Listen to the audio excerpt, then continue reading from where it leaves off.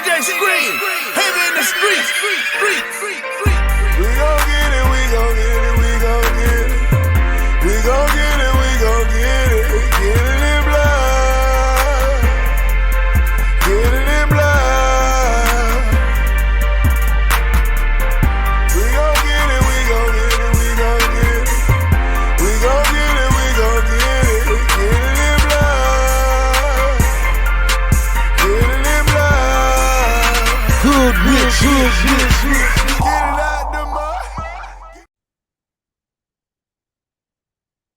Good evening, everyone, and welcome to Saints and Appetizers podcast. And this evening, we are back with some more appetizers for you.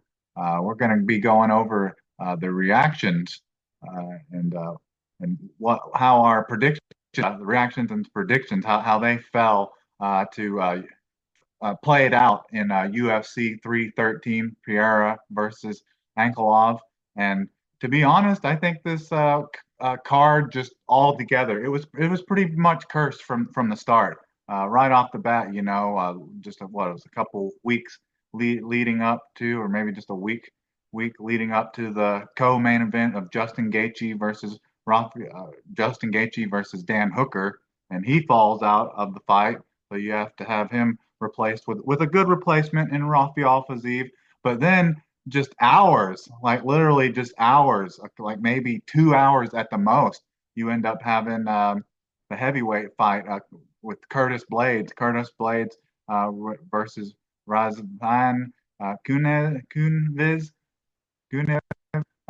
Both pull out. So you don't your main event of the prelims gets scrapped, and you don't get any beef on the card at all. No heavyweights. So that right there just destroyed it. And then just kind of the way the fight played out, it would be arguably, heck, to me, maybe the best fight was the first fight on the card, which was between Ozzy Diaz versus DeJordan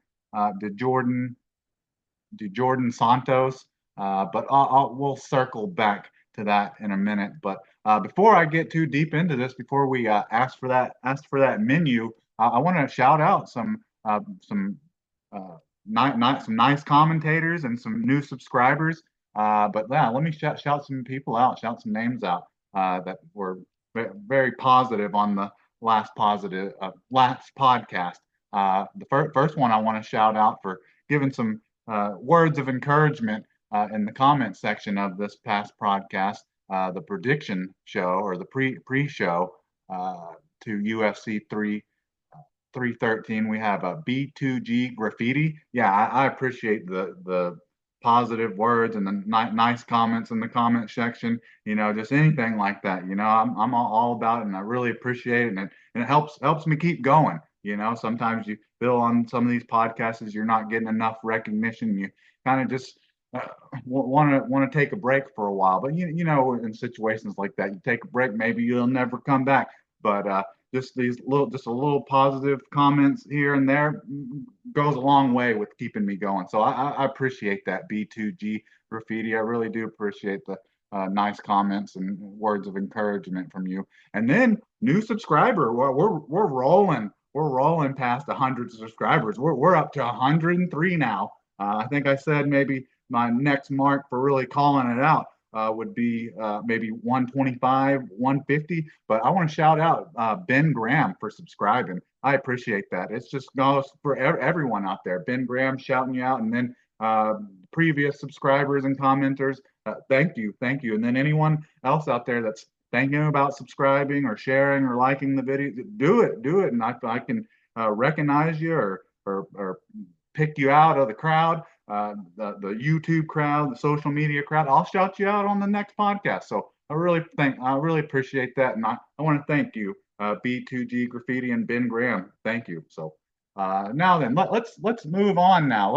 Can we get a menu over here? Let's see. I'm like. Can I get a menu over here? But anyways, so can I get a menu? And so this is a UFC 313, Alex Pereira versus Magomed Ankalaev, and this was March 8th, 2025. So this past Saturday. at the T-Mobile Arena in Paradise, Nevada, United States, and there was 18,869 in attendance, and then $10.1 million at total gate. And we mentioned how this card just it was doomed from the start, just with losing Dan Hooker, and then you lost your heavyweight bout, the main event of the prelims. It just and then the main event just kind of continued with it with just some not overly exciting fights.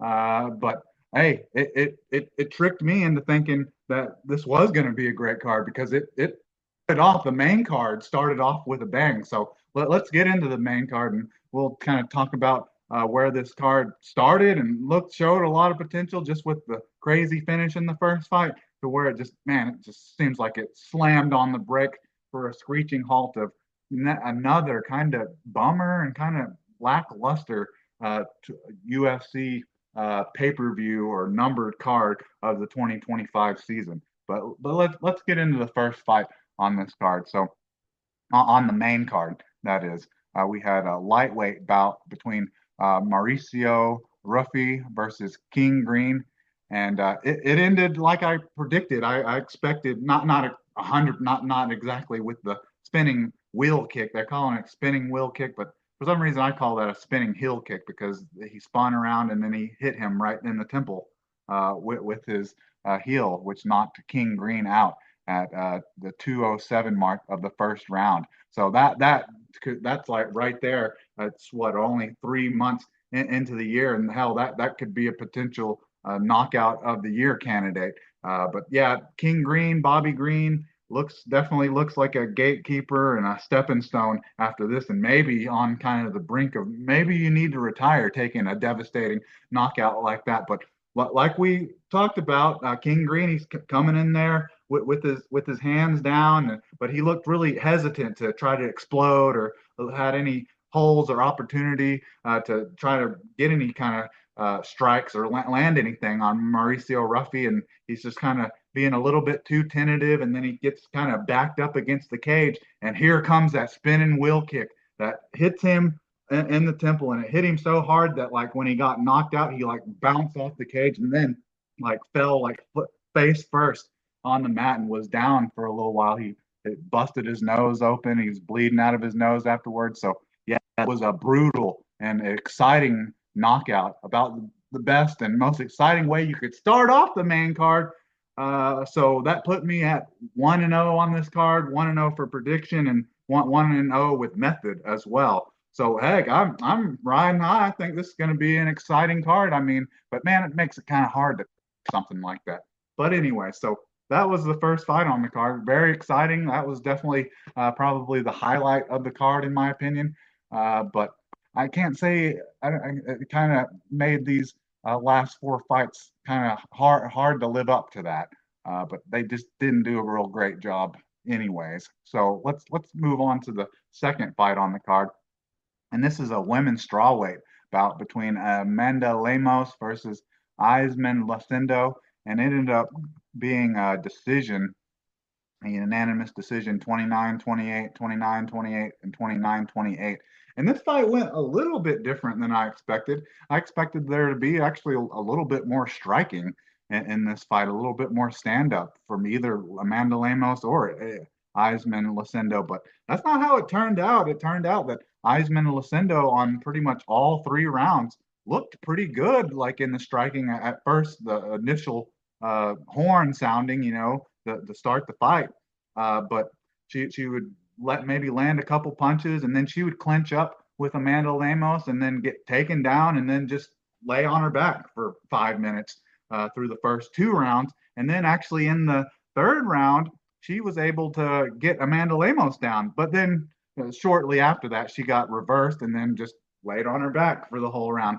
So that just, like I said, we're talking about what kind of ended the excitement and the juice and the energy of this card. I would definitely say it was this women's strawweight match where you just basically saw Amanda Lemos just laying on top of Eisman Lucindo for 15 minutes. So that just kind of killed the vibe and the energy of this card. But I, once again, I did predict this. I predicted. I thought there was going to be more stand up, but just in regards to the pick, I picked Amanda Lemos to win this fight by decision, unanimous decision. And so we got it, but I can't say I'm all that happy. I was definitely a lot happier about the first pick, how the first pick on the card went.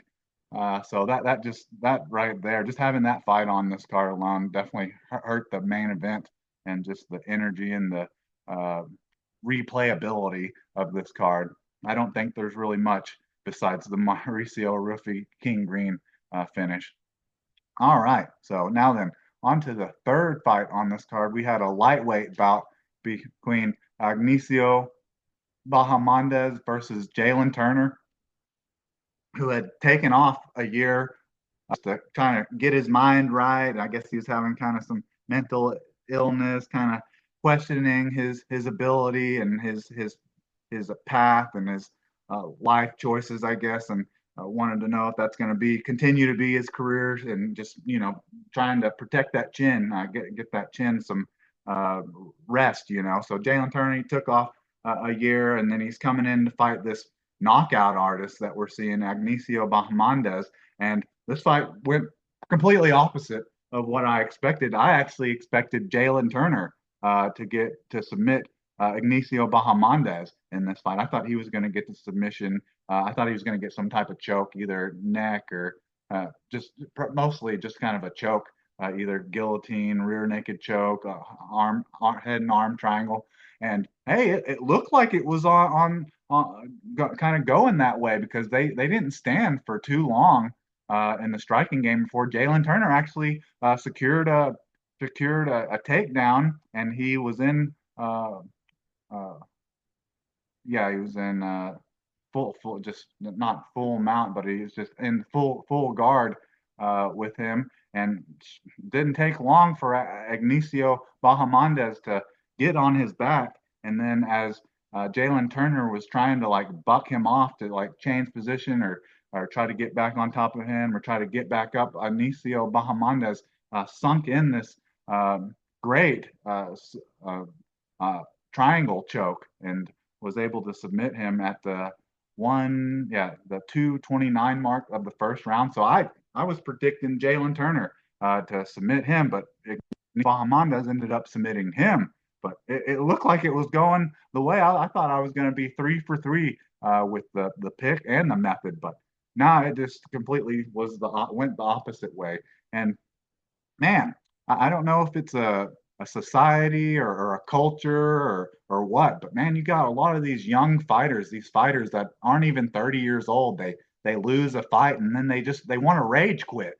They want to rage quit. So I know Jalen Turner and his last two fights or so, he's had a rough going, got brutally knocked out, and then just fell into a trap, a triangle choke to Amicio Bahamondes. And man, he was talking. It seemed like he was talking to Ignacio Bahamondes like forever, trying to I don't know sort out his mental. And then as Ignacio Bahamondes is doing his interview, you hear that onto the side that he's like trying to take his gloves off and put him in the set, lay him down in the middle of the cage, and his trainers and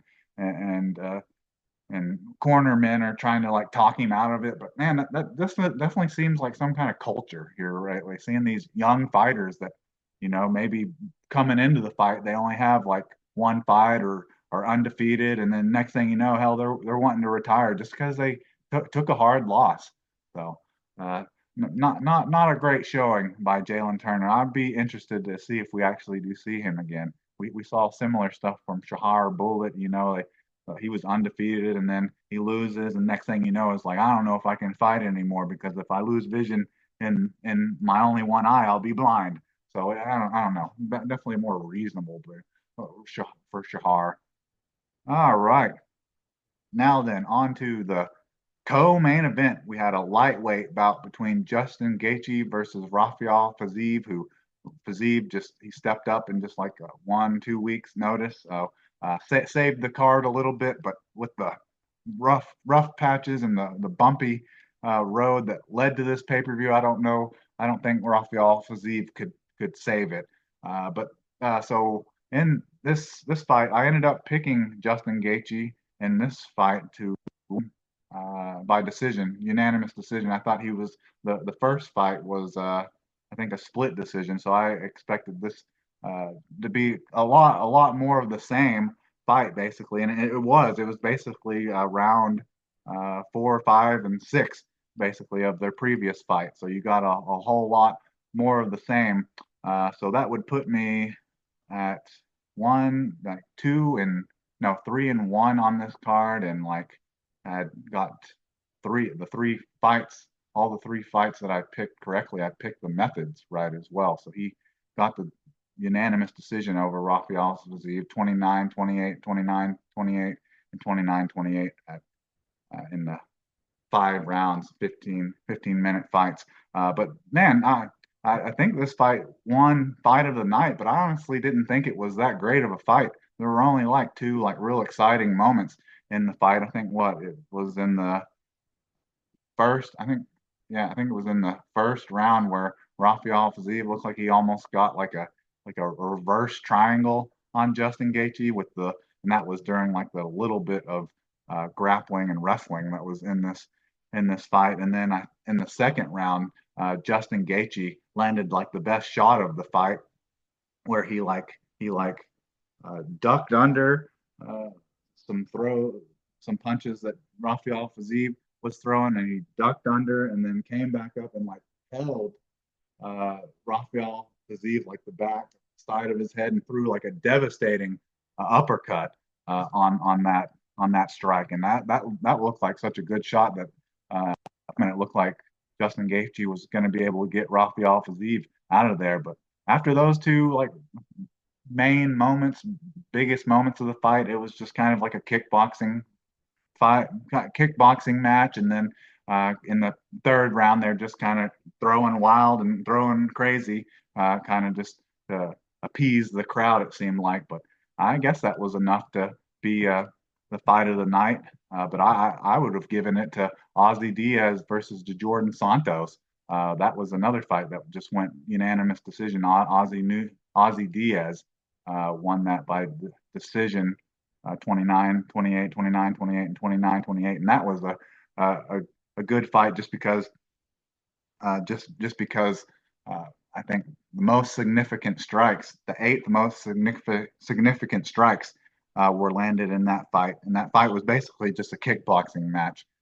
So with with with just I think maybe it's just because Justin Gaethje. I think that helps for any type of bonus awards in the UFC. I think in all of his 14 career UFC fights, he's got a bonus award for either fight of the night, knockout of the night, performance of the night.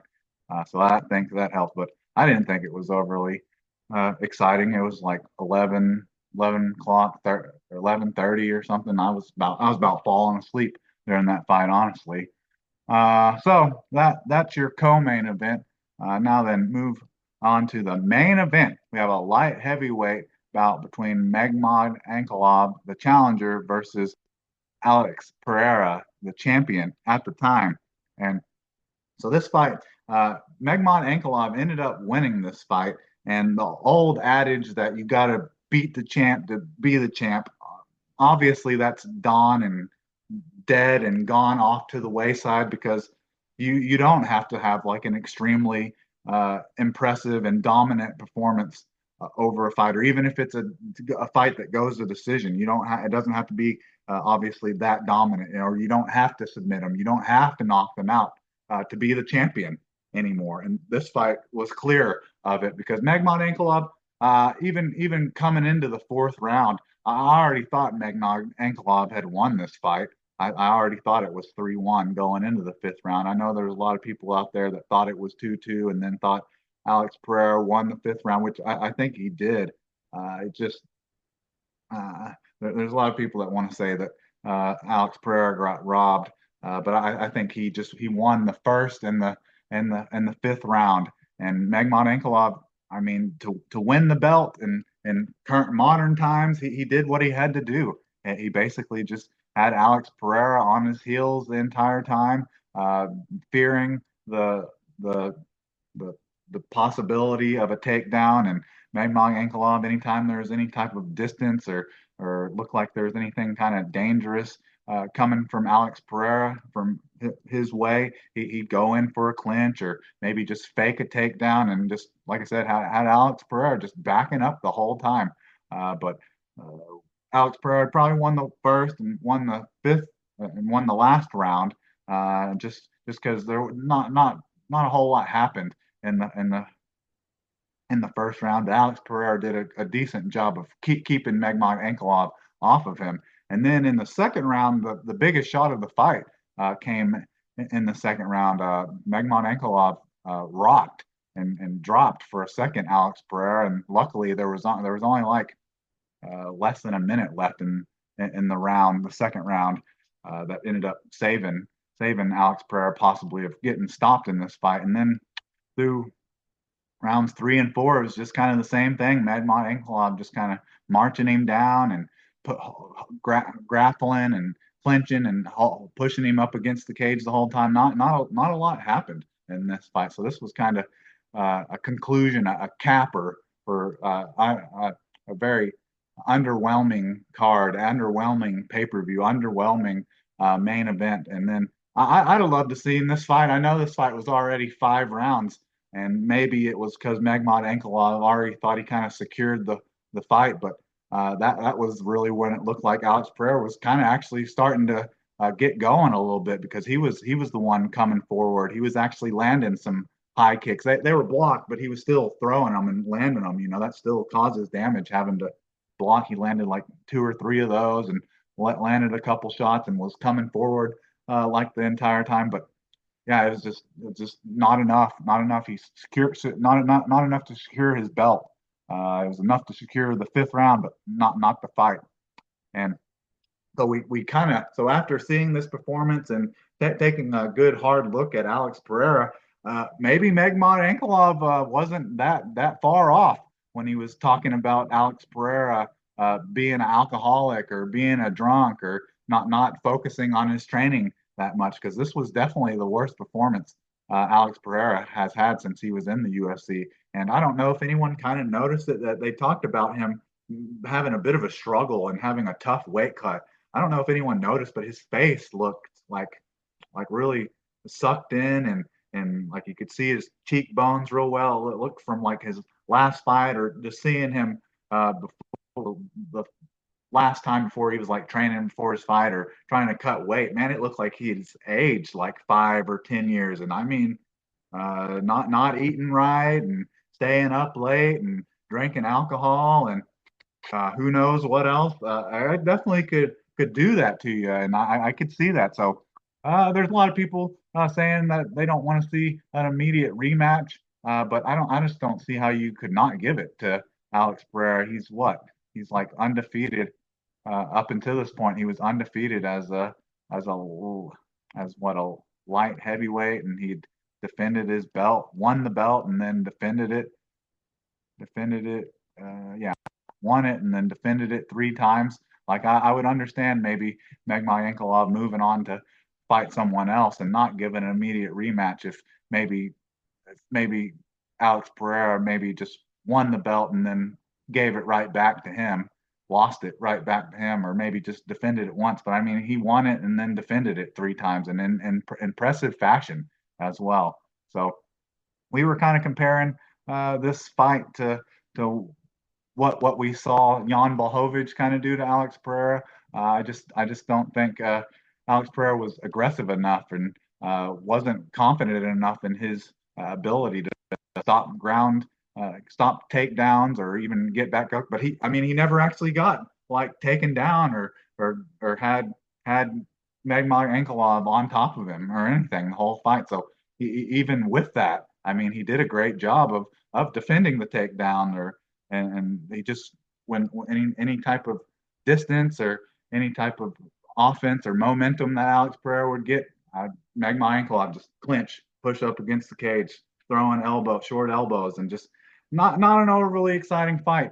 Definitely exciting if you're a Magomed Ankalaev fan, or definitely if you're from Dagestan or any of those places. If you're a Russian You love this because they're dominating the UFC titles as champions right now. But I expect a rematch between these two. But unlike Alex Pereira, who's defending it like every 3 months or so, it'd probably be next year before we see it in regards to just how all other champions defend their belts. It's more like once a year or at the most twice. So I don't expect that to be anytime soon. At the soonest will probably be like 6 months from now. But anyway, so that's UFC 313. I'll just uh go over the fighter bonuses real quick, and we'll try to get up out of here and go over my final record that we got off these picks. So we so the fight of the night, we already talked about that it was Justin Gaethje versus Rafael Fiziev, but honestly, I'd have given it to Ozzy Diaz and versus with his win over DeJordan Santos with a unanimous decision over him. And that was the first fight on the card. This card fell apart so much that usually you got four or five fights on the early prelim. That was just the one fight because he had another early prelim fight on top of the Curtis Blades heavyweight fight get canceled like just an hour before the fight card.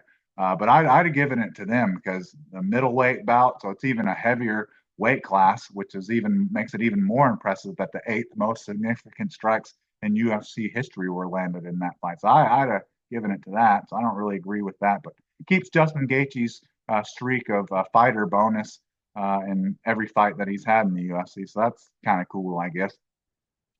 And then performance of the night, which with the way this is set up, I can just call it submission of the night and knockout of the night.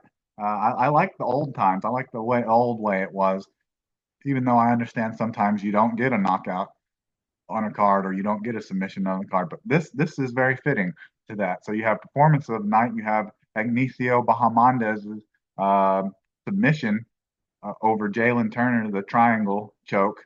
That was a nice transition from the back to the triangle choke. Very slick in the way that he did that. So Ignacio Bahamondez submission night, and then Mauricio Ruffy. Obviously, this is the biggest moment, the biggest highlight, the most exciting moment of this entire card with Mauricio Ruffy's spinning wheel kick, which I call spinning heel kick, KO, not TKO, KO. We had Bobby Green getting hit so hard he was bouncing off the side of the cage and slamming down face first in the middle of the mat with the first round 207 mark of the first round spinning wheel kick of Bobby Green, King Green, and out of the people that probably should be thinking about retirement and putting their gloves down, I would say King Green is a much better candidate than Jalen Turner trying to rage quit on all of us.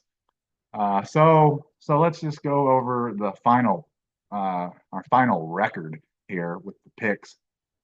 So we ended up being 3-2 on this card, getting the Mauricio Ruffy fight, the Amanda Lemos fight, and the Justin Gaethje fight right. And I got the methods of those all right with predicting a KO in the Mauricio Ruffy fight, and then just 2 decisions in Amanda Lemos and the Justin Gaethje fight, both decisions there. But didn't get the Ignacio Bahamondez submission win, and didn't call the main event right. Would have really liked to have seen Alex Pereira, even if it was a much better fight. Definitely would have preferred to see Alex Pereira defend the belt and retain it.